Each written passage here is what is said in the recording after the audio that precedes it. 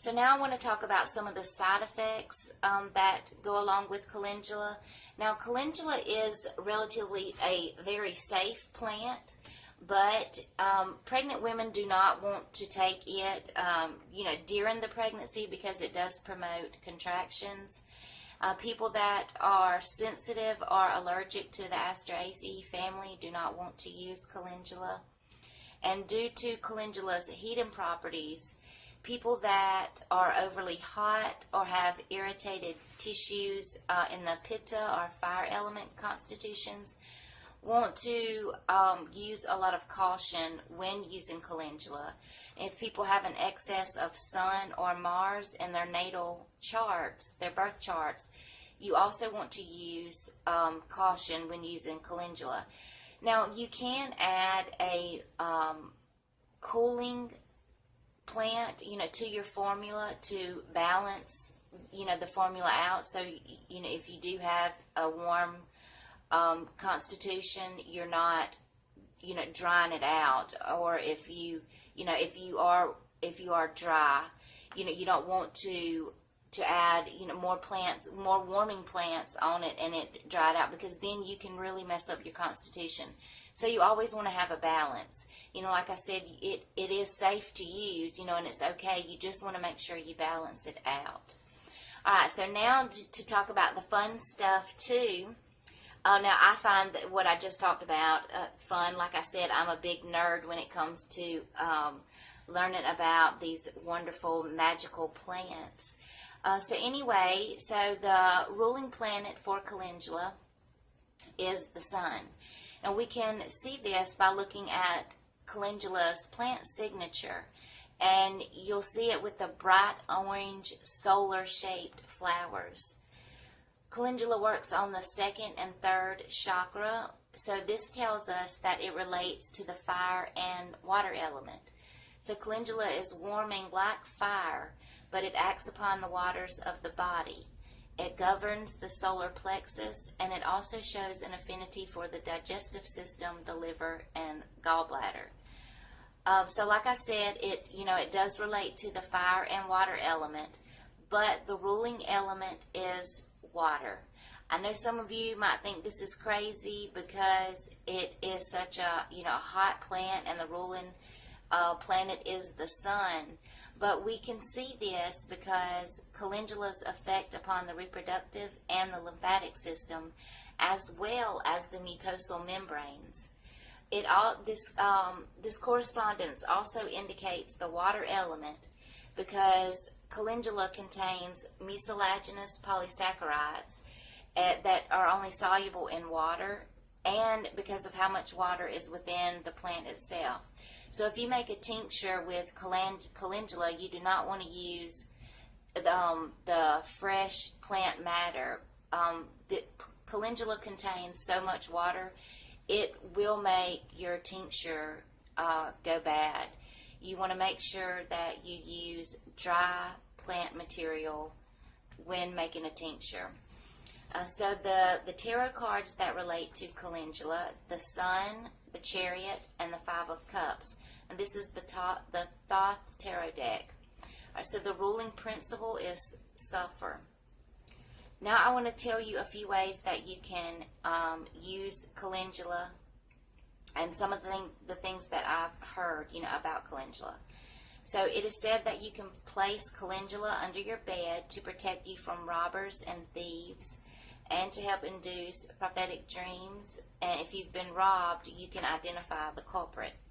So when dealing with legal matters, you can carry a bit of calendula in your pocket or a little mojo bag to ensure a positive outcome.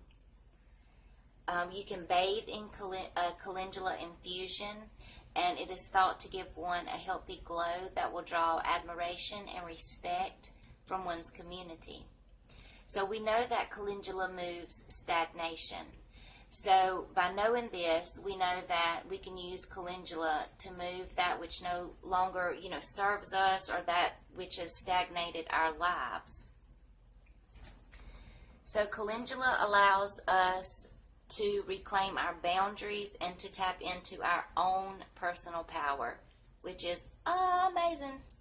So you can make a wreath of calendula and hang it over your door, and this will keep evil and negativity from entering.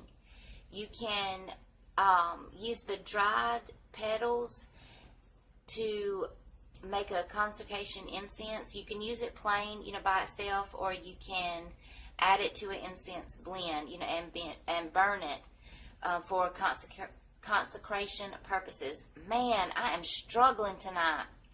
Sorry, guys. Alright, so anyway, you can add calendula petals to dream pillows. Again, that is amazing.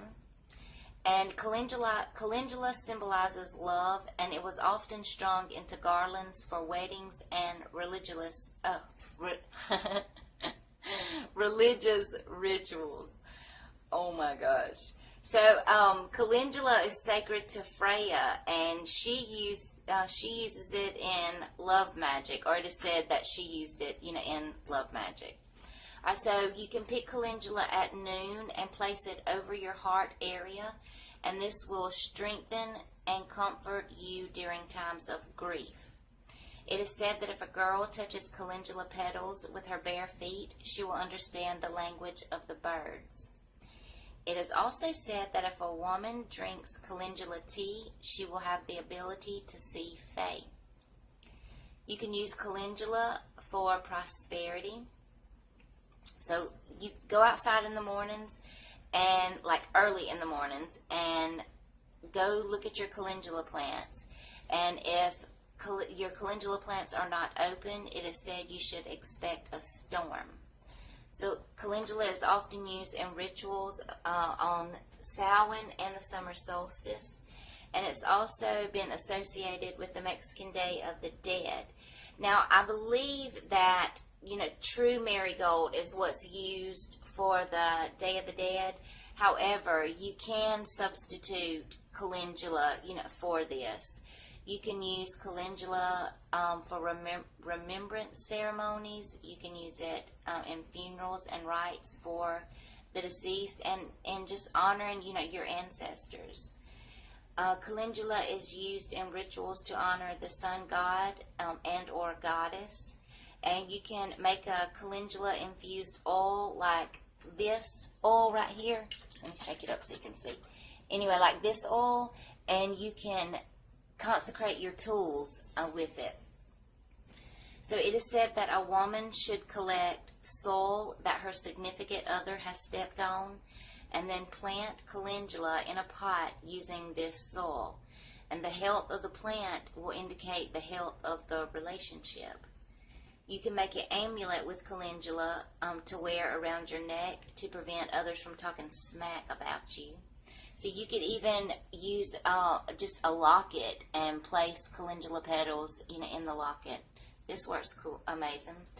So let's see.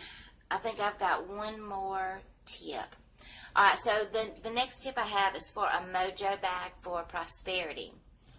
So you can use 5 calendula petals, 3 honeysuckles, 1 basil leaf, 1 fava bean, and a piece of dragon's blood.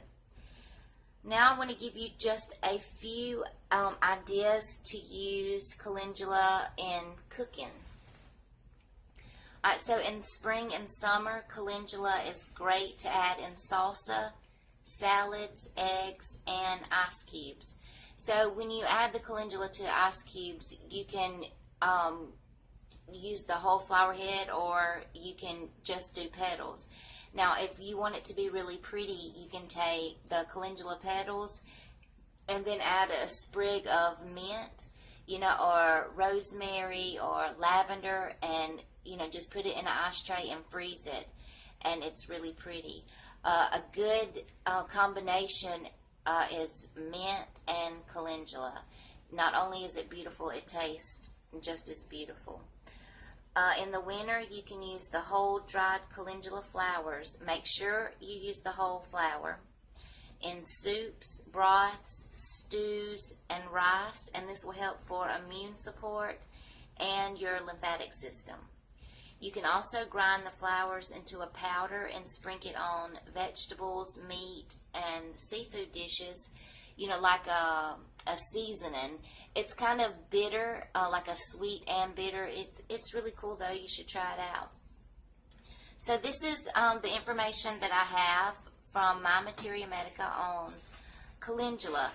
Now the information that I just provided, to you is from my personal experience, working with calendula and, sitting with calendula. That's one thing that I think everyone should do. If you use plants, you work with them, is get to know your plant. I know it might sound crazy and it might feel weird at first, but go sit outdoors, find where this plant grows.